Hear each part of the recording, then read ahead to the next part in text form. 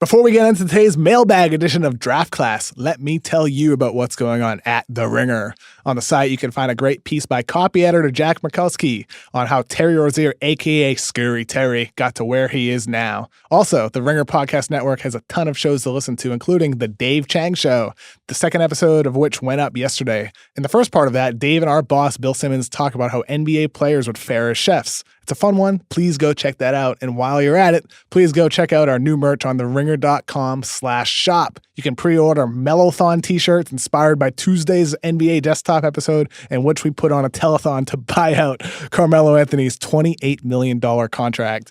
Go purchase that on theringer.com/shop. And now it's time for Draft Class.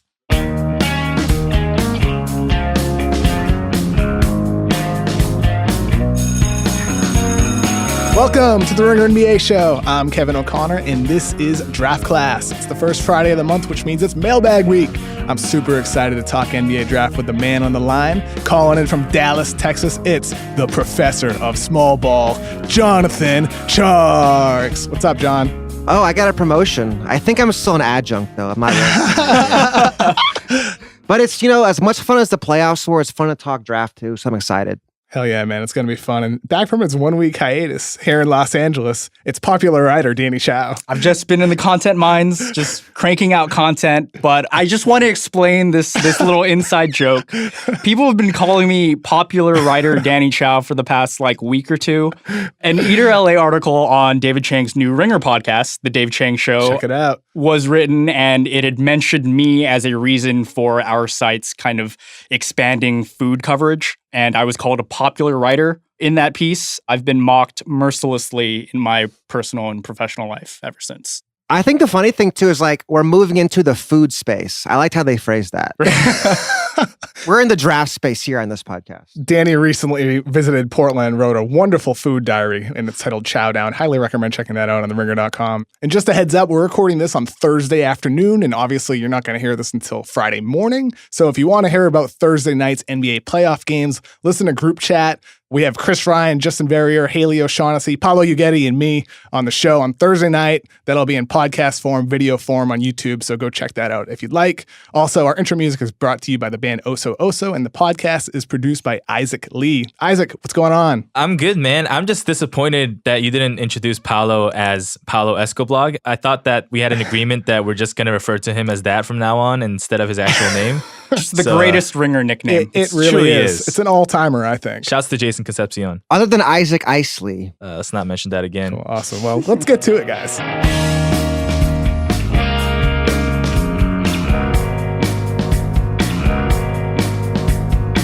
Jazz defeated the Rockets 116-108 on Wednesday. Rudy Gobert was absolutely all over the floor. Unbelievable. Dante Exum made Danny Chau very, very happy. My guy. Yes, looked like a lotto pick. But we've talked plenty about Rudy Gobert and the Mo Bamba comparisons. And we actually got a lot of questions from you guys. Thank you so much for submitting them using #RingerNBA on Twitter. And a lot of them were about Donovan Mitchell, who had 17 and 11. We had 3 really good ones from Michael A. Bird II, Michael Carroll, and a guy named The Waiter, and they all basically asked the same question, quote, who is the Donovan Mitchell of the 2018 NBA draft?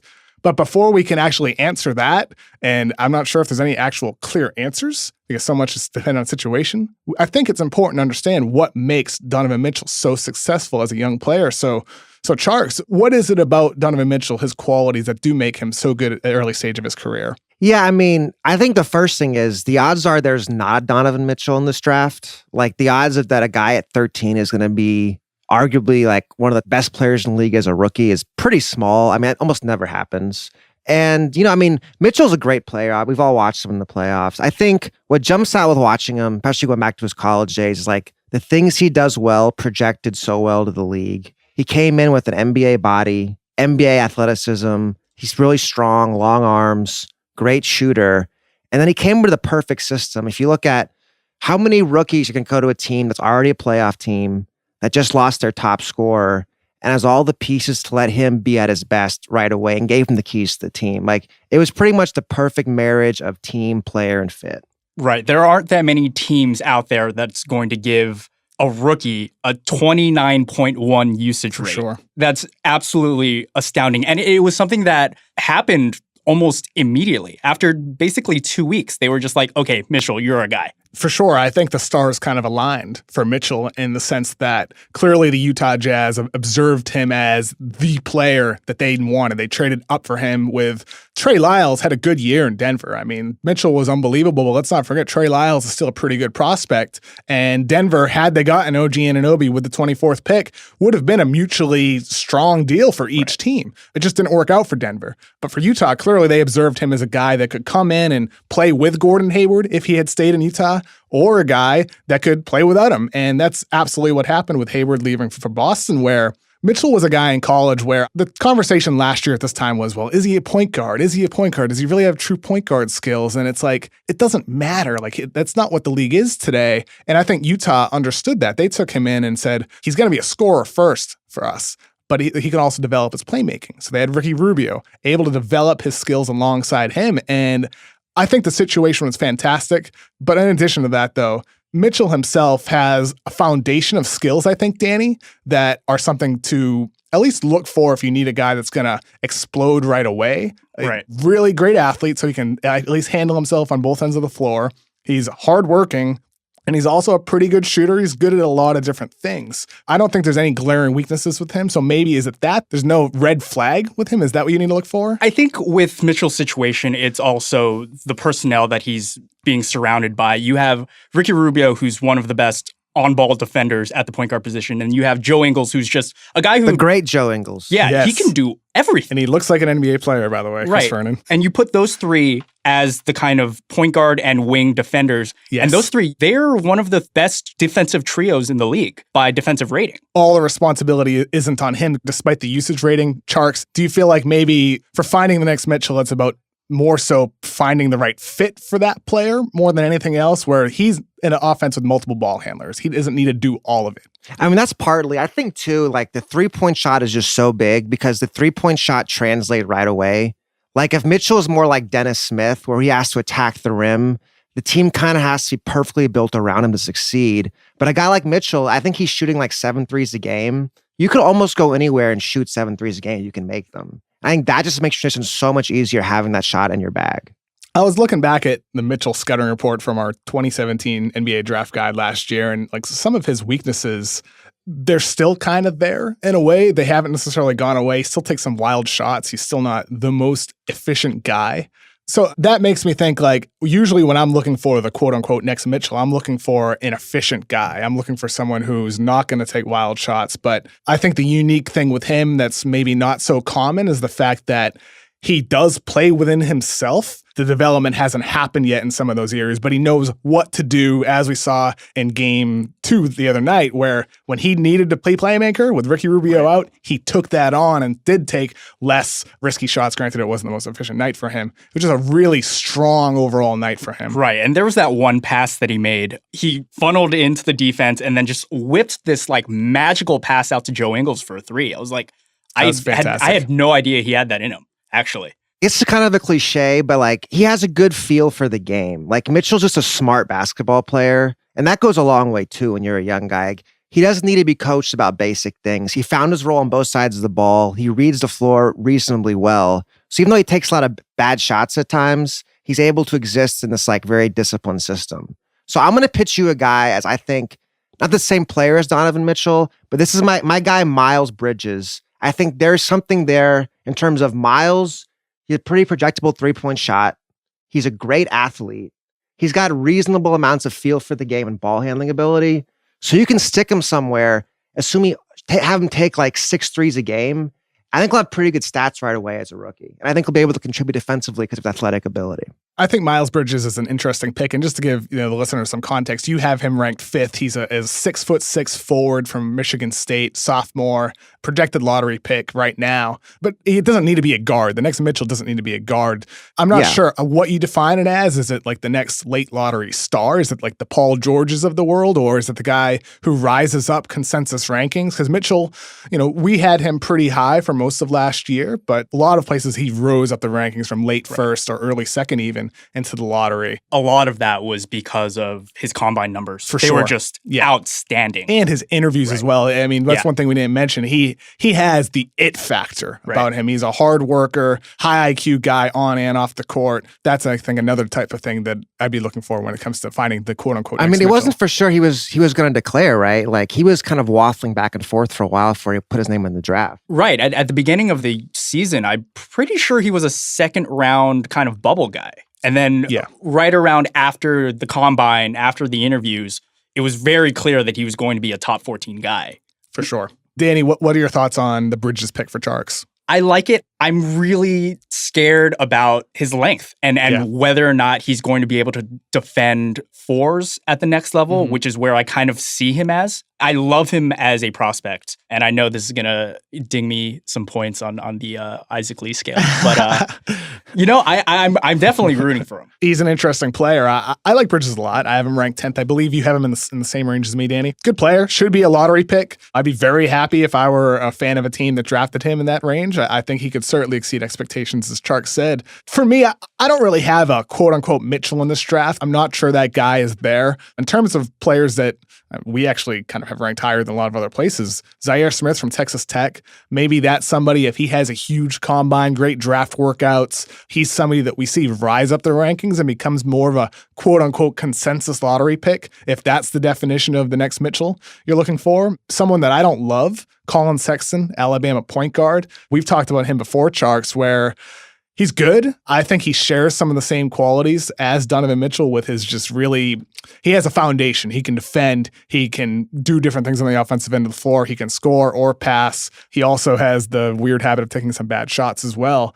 Is Sexton a guy, Tjarks, that you observe as somebody that, granted right now he's a lottery pick, he's ranked lottery by most people, that if he slips to the 12, 13 range, that he's somebody that could completely exceed expectations? I think eventually, but I think with Sexton, the three-point shot, that's not really the foundation of his game. He's more of like a lead ball handler, drive to the rim, drive and kick guy.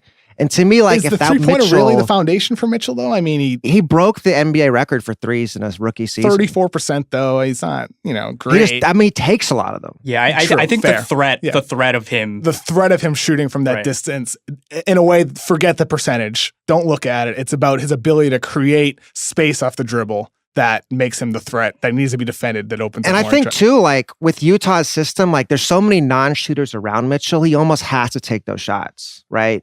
It's not going to be Favors or Rubio taking too many threes. Right. So Mitchell has to take them. I think like a young player who can make threes, the transition is a lot easier. So to me, I think volume three-point shooting is huge for a young guy if you're going to be good right away.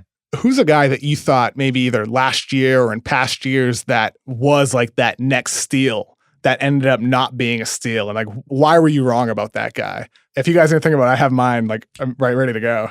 KJ McDaniels. Yeah, that's a good question. Let me think about that for a second, Kevin. KJ McDaniels is the one for me in the 2014 draft from Clemson. Here's a risk. I knew he was a risk, but I had him ranked like 14th or 15th, and I think he ended up going second round, I want to say. Yeah. And he's not in the league anymore. And KJ was a guy where I viewed him as somebody who had a foundation, again, defense, athleticism.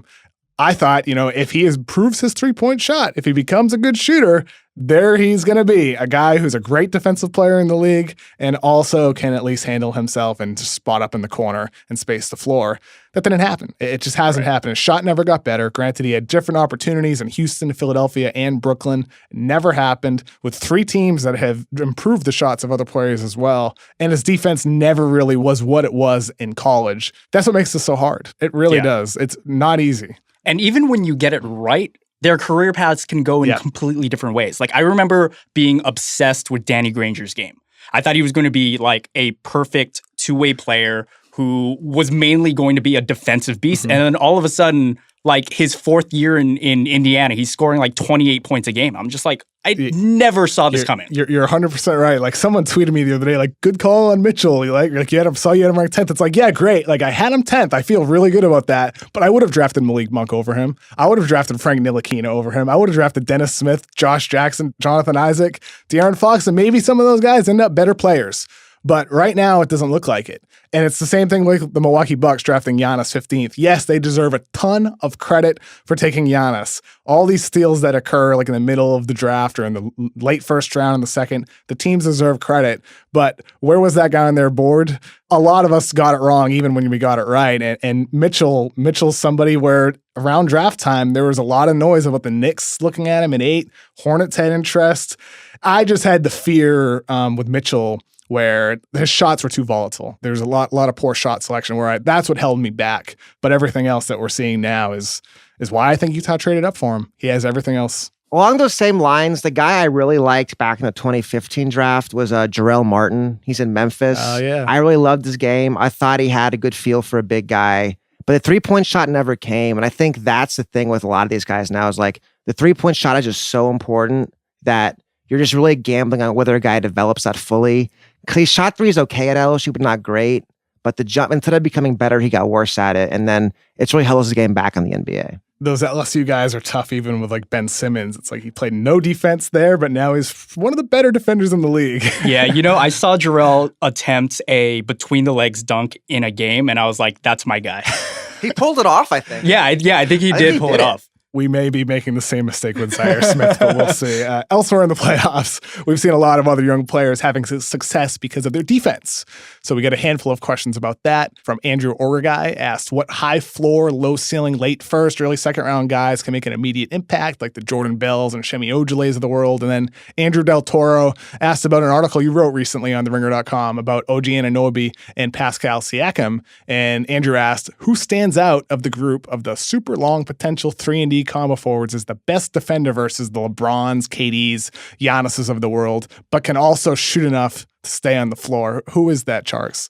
I'm not sure there's anyone in this draft. I mean, like, that's why it's such a rare skill set, those big forwards you can shoot. Like, the guy I really liked was DeAndre Hunter, but he went back to school at Virginia, and that could have been a guy I think would have been a big mover in this draft if he had stayed in.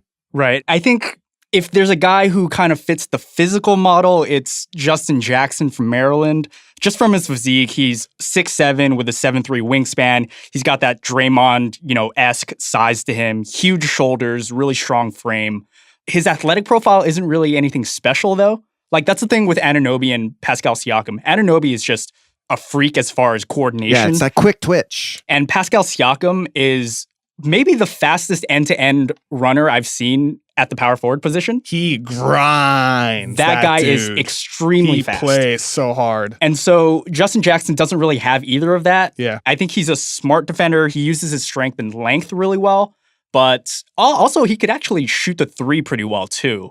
So Yeah, I think he's a definitely high floor type guy. But I don't really trust him with the LeBron assignment yet. Andrew asked in the question, like, can also shoot enough to stay on the floor. Right. And I'm not sure who that guy is exactly. One guy who comes to mind that can't shoot at all right now is Jared Vanderbilt, who's only testing the waters. Yeah. Kentucky prospect, probably one of the better defenders in the draft. Can defend multiple positions, can handle the ball a little bit, just can't shoot. And that's the thing. Like, with KJ McDaniels, I thought, improve his jumper, he's going to be able to defend. He's going to be able to stay on the floor, but that didn't happen. With Jared Vanderbilt, it's the same thing. Maybe that never happens. Right. It's kind of the Andre Robertson. Danny, what do you think about his teammate, Diallo? I think he's a freak athlete, and I don't know if there's anything else. He really defended well, though, towards the end of the season. Yeah.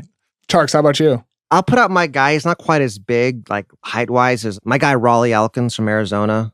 I think he's got that big frame, pretty athletic, competitive guy. The shot's there sometimes. If he can become a really good shooter, I think he'll stick in the league as a defensive player who can guard multiple positions. With Elkins, do you worry that in college the defense wasn't there all the time? Well, I mean, that's why he's not going to be a very high draft pick. I think he has the tools. I think they are a very poorly coached team. So it was hard to say. The roles, they were all jumbled in that team. My thing is like with Shemi Ojeleye, watching him in SMU, his defense, for the most part, sometimes his intensity wasn't always there, but for the most part, he was always grinding. With Siakam, constantly going hard. I mean, there's no doubt about him in terms of his effort levels on the floor. Someone like with Raleigh Elkins, we all have him ranked as a first-round pick right now, which isn't true for all outlets, but Elkins is somebody where it's not always there. So I'm maybe a little bit less confident with him, whereas maybe, look, some of these guys has to do with situation. Shemi Ojale might not be this guy if he didn't fall into Boston where he can be enabled within his role and be very limited and actually get playing time. I don't see that. I don't see any other situation in which Shemi is actually starting in a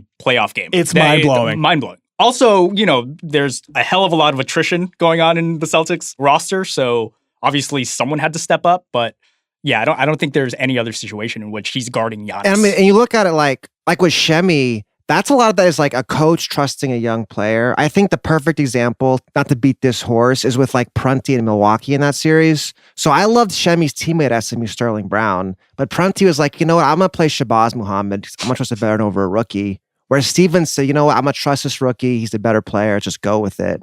And I'm going to coach to trust the player to give him minutes. A lot of coaches just won't do it. It's tough, though, because in terms of Prunty, there's got to be a reason he was playing Shabazz Muhammad and Jason Terry over Sterling Brown. If Sterling Brown was killing it in practice and locking down guys, but he played well in the regular season. That's the thing. And the end of the season, he played well. And Prunty just went with his veterans. So I think that might have been what it was, but I've just been kind of defending Joe Prunty and all the Ringer podcasts. That's the hill you're dying on, Kevin. That's the very low, like, I'm going to die on it. I'm going to die on this hill, Tjarks. As soon as a coach is hired, I'm dying on the hill, that's for sure. I'm not saying he's a great coach. I'm just saying that there's not a lot of options on the team.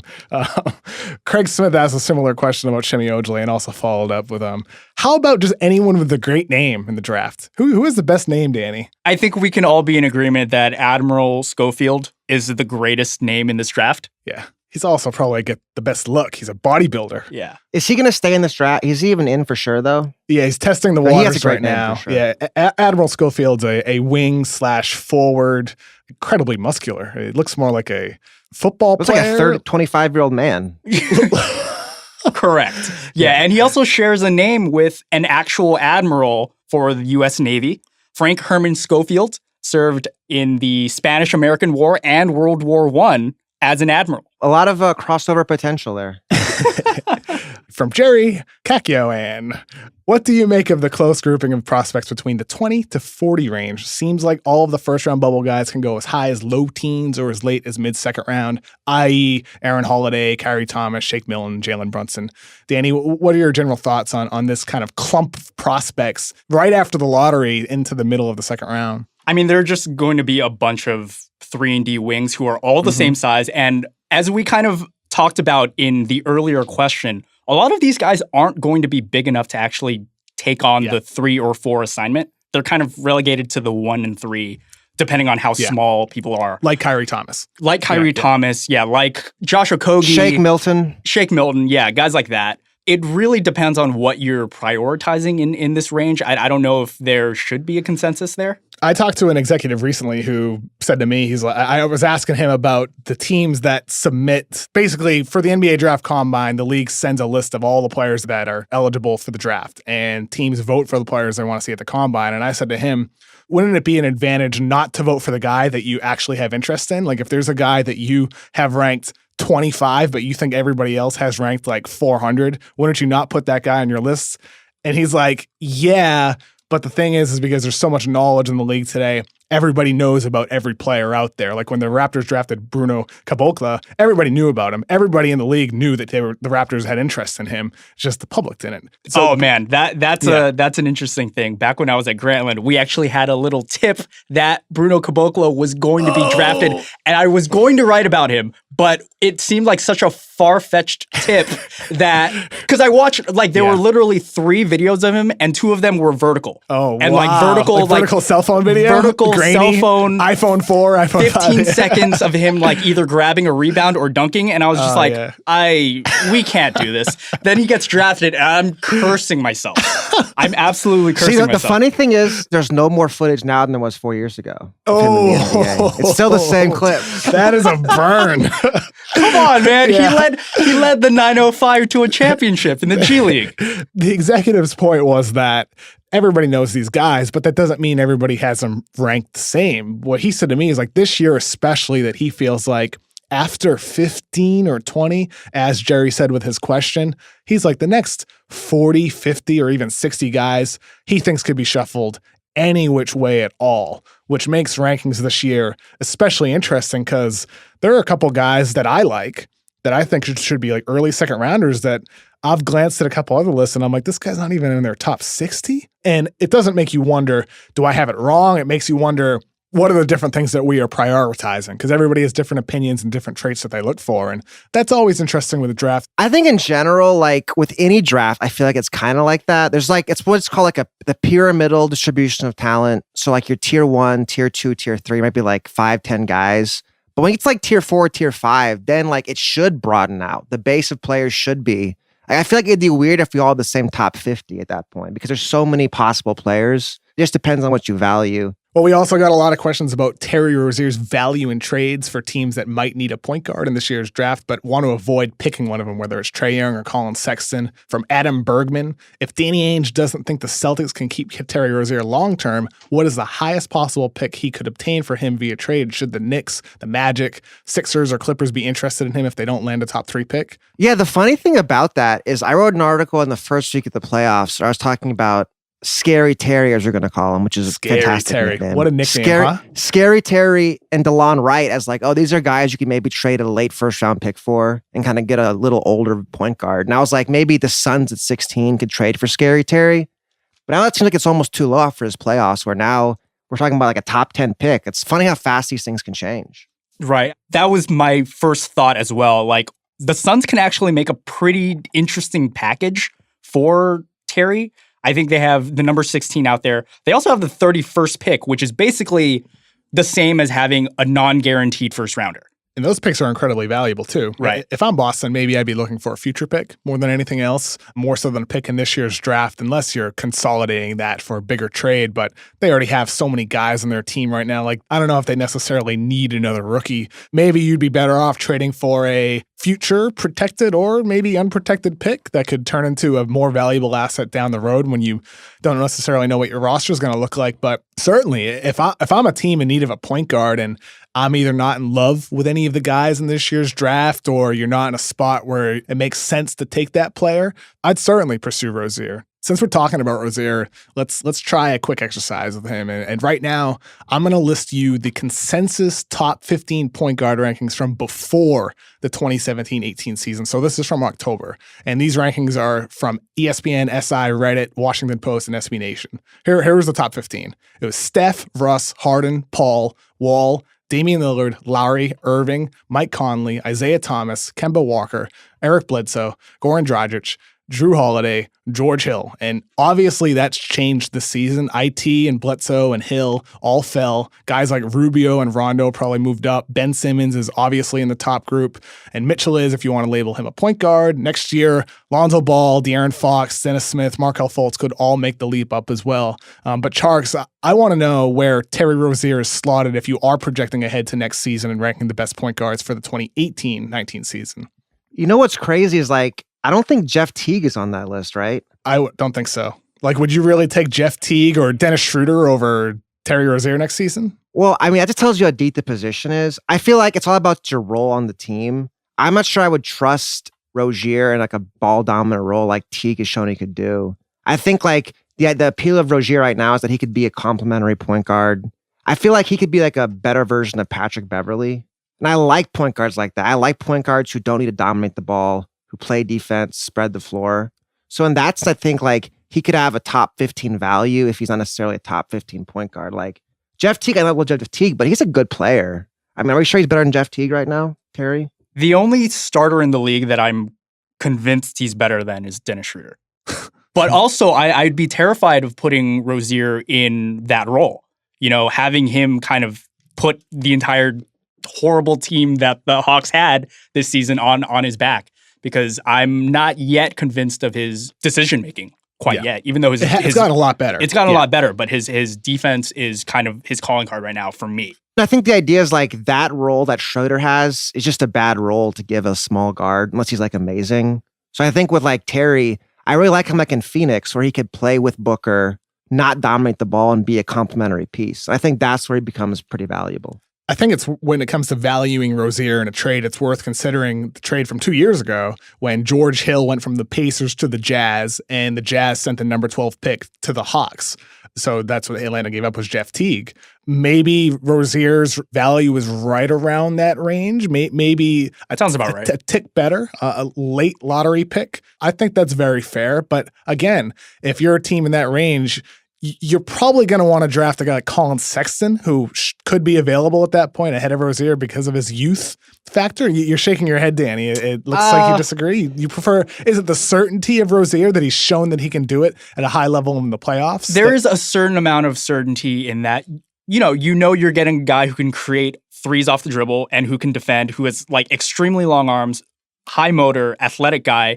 With Colin Sexton, there's a lot that still needs to be determined with his actual offensive game and how it translates to the NBA. Moving on, next question from Tom McMillan. How high up in the draft can the Clippers move if they trade both of their picks? And just for context, they have the 12th and the 13th pick, Danny. You know what? If I can't get my top 2 choice and I'm like a top 5, I would consider that. Yeah. So at 4 or 5, you would. Sure. So okay, I'm gonna put you on the spot. You GM Danny Chau. You've just been hired by the Orlando Magic. Oh my God. Who's the guy you want right there at 5? Like who do you want? And he's not there. He's not available. You're throwing clipboards across. Ayton's there. He's not there. He's not there. So you're trading 5 for 12, 13. What else do you want from the Clippers? Also I am a terrible GM, so Okay. I actually want you to fill in the blanks for me here. I would not do the trade.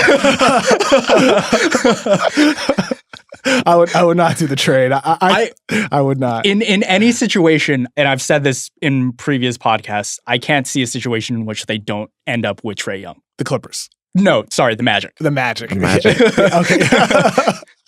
Well, I think if you look at like past trade downs, like the one jumps out is the one where Sacramento went from 8 to 13 and they got Bogdanovich. I think if you're trading down, you want a little more certainty with that pick. So I think really it isn't so much packaging 2 lottery picks as having 1 lottery pick and then a younger veteran guy that you can count on. Otherwise, you're counting on 2 lottery picks, 2 rolls of the dice. Unless, I mean, look, every year is different and everybody's rankings are different. Every executive, every GM, every coach has different rankings. Unless you are a team where the guy that everybody else has 14, you have 5. And you're like, why not trade down and get an extra shot here, an extra swing? Look at Denver. They got cute doing that and they lost OG. Like at some point, maybe just grab the guy you want or you end up with Tyler Lydon. That was an 11 spot drop though. Like that was a monumental risk. If let's say the Kings at 7, and like, again, another trade down didn't work out last time. But it kind of did. They got Bogdanovich. It kind of did. Yeah, it kind of did. But again, like another situation like that, if Sacramento is at 7 and the Clippers call with 12 and 13, the Clippers call up and they want, I don't know, Trae Young or Miles Bridges, whoever. And if the Kings have Shai Gilgeous-Alexander 6th on their board or something like that, maybe you trade down and then you can also get a Robert Williams or a Kyrie Thomas or whoever it might be. Maybe you want to take a risk on a Mitchell Robinson type of player in that range. You can do that. And I certainly think that's appealing, and I would push for that if I were the Los Angeles Clippers, even though I don't know how many teams would bite. Right. And the Kings in that situation would obviously draft 2 bigs because they just need more bigs. They need more bigs. Isaac, you're a Clippers fan. I want to know, if you're moving up, who do you want? Not Miles Bridges. Yeah, unfortunately, you are correct in assessing that I am indeed a Clippers fan. We had this question last time we did a mailbag, and I think I concluded that no one would want to trade down. I feel like the NFL draft is fresh in our minds, and we saw a lot of like Belichickian moves in the NFL draft where teams are trading down and people are passing on Lamar Jackson and all that. I don't think that's likely in the NBA. If I'm the Clippers GM, which I would not envy that job, by the way, I think I would aim for next year's pick. I would try to trade for maybe Atlanta's pick next year, or let's just say, Chicago would be like, oh, you know what? We got Lauri Markkanen. We're in a big city. We want to be good next year. We want to have like a strong core to move forward with. We want to kind of sell the Chicago process to our fans or whatever. Maybe that's a market that you target. Be like, hey, give us next year's top pick and we'll give you 2 of our picks and plus 1 of our young players. I don't know who that would be. At the same time, I am going back on my conclusion that I said last time, which is I don't think anyone would want to trade down. It's a good way to pivot to our next question from Joe Yu. Who would be the ideal big man the Bulls would have a chance of drafting that could foot alongside Lowry legend, aka Lauri Markkanen? The Bulls currently have the 6th best odds in the NBA draft lottery. Tjarks, is there any big man that you particularly like next to Lowry?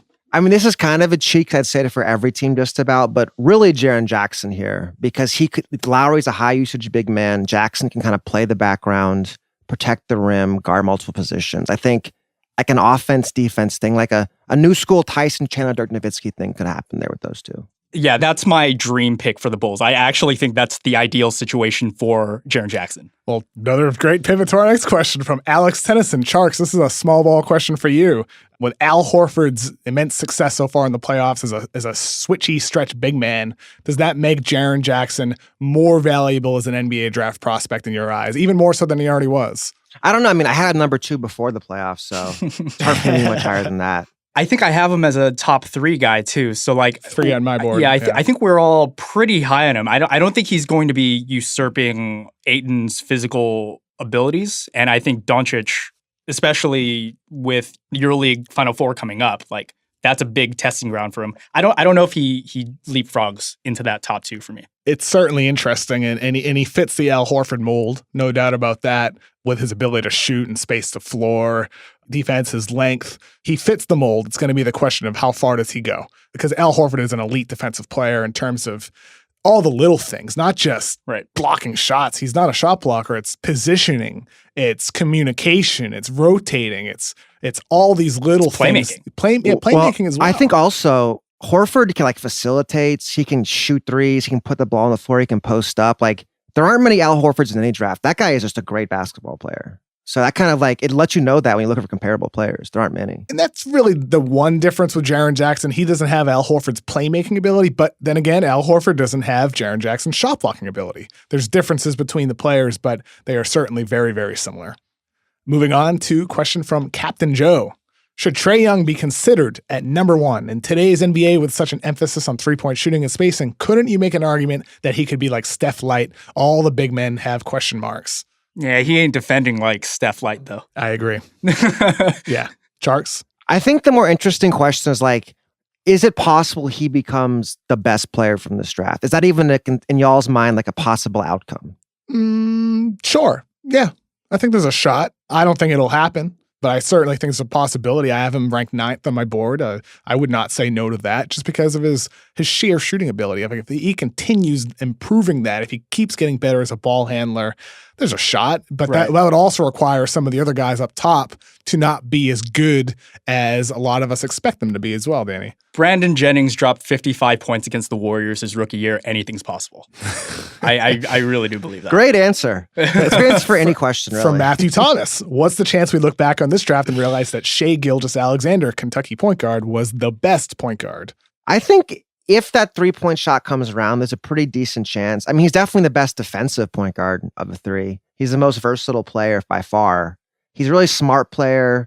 I mean, I love the way he plays. It's just, is that 3-point shot going to be consistent? It's a little wonky. He didn't shoot many in college, but I think there's definitely a great chance that happens. I think I'm going to lean in on that. Yeah, I'm really high on him now, and I think he might rise in my board, even though I think I have him highest among the 3 of us.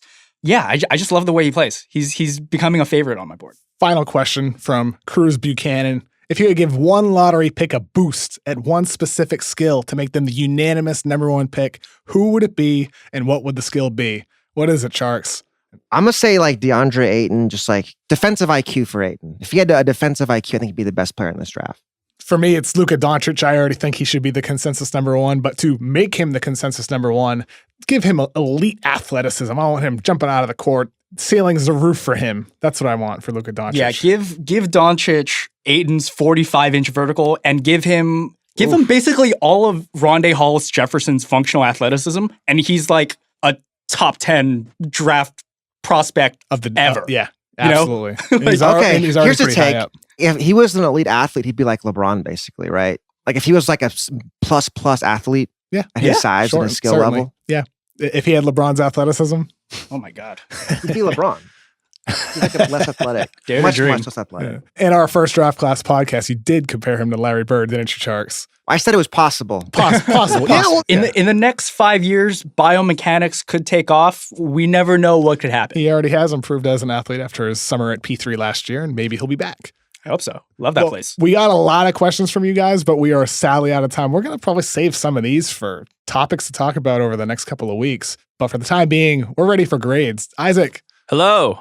First of all of you guys, I just want to congratulate you on having no big pronunciation errors this week. Good job by you guys. Nice. There were a few small ones, like Kevin O'Connor saying Dragic as Dragic, which I've corrected him numerous times Many on, times. but you refuse to change. Speaking of refuse to change, Kevin O'Connor, you are dying on the Joe Prunty hill. That is a super interesting take that I've heard you repeat on numerous NBA shows. I don't know how to feel about it, so I'm going to give you like a middle of the pack grade, which is a B-. I'm perfectly happy with that. My only point with Joe Prunty is that you can't just replace the coach. The roster also needs to get better. Sure, nuance goes right over my head. I'm a blog boy. Yeah, we're not here for nuance. Yeah. Tjarks, you're riding hard on my Michigan State guys as always. You know I'm an easy target for homerism. I have to give you an A. Nice. That was the whole plan the whole time. And Danny Chau, welcome back to the podcast. You were lukewarm on Miles Bridges, and you acknowledged that in the moment. That doesn't give you any points. But a great Grantland anecdote on Bruno Caboclo. He's the guy that they said, whoever was on the broadcast said 2 years away from 2 years away, Yeah, right? Fran Fraschilla, my hero. Fran Fraschilla. I was going to give you a B, but now that I know it's Fran Fraschilla, I'm going to give you an F for Fran Fraschilla. Solid. I'm into it. Nothing personal. It's just alliteration. Yep. Well, that was fun, guys. Jonathan, thank you so much for calling in from Dallas, dude. As always, good times. Danny, you deserved an A, but thank you for joining. Absolutely. Isaac, I am going to go watch NBA Desktop just to hear you singing again. Thank you. Thank you. From here in beautiful Los Angeles, thank you so much for listening to the Ringer NBA Show and for submitting all of your questions. Please rate the Ringer NBA Show 5 stars on iTunes or wherever you listen to your podcast. For extra credit, please check out the Ringer's 2018 NBA Draft Guide at nbadraft.theringer.com. We're going to be updating that pretty soon with 30 more profiles and team needs pages. Special shout out to my friend and the biggest NBA fan I know, Elon Musk. I know you're listening. I just want to let you know that I won't ask you questions about Tesla's earnings. I just want to talk basketball. So please join the show next week. Thank you so much for listening again. Have fun. Peace out.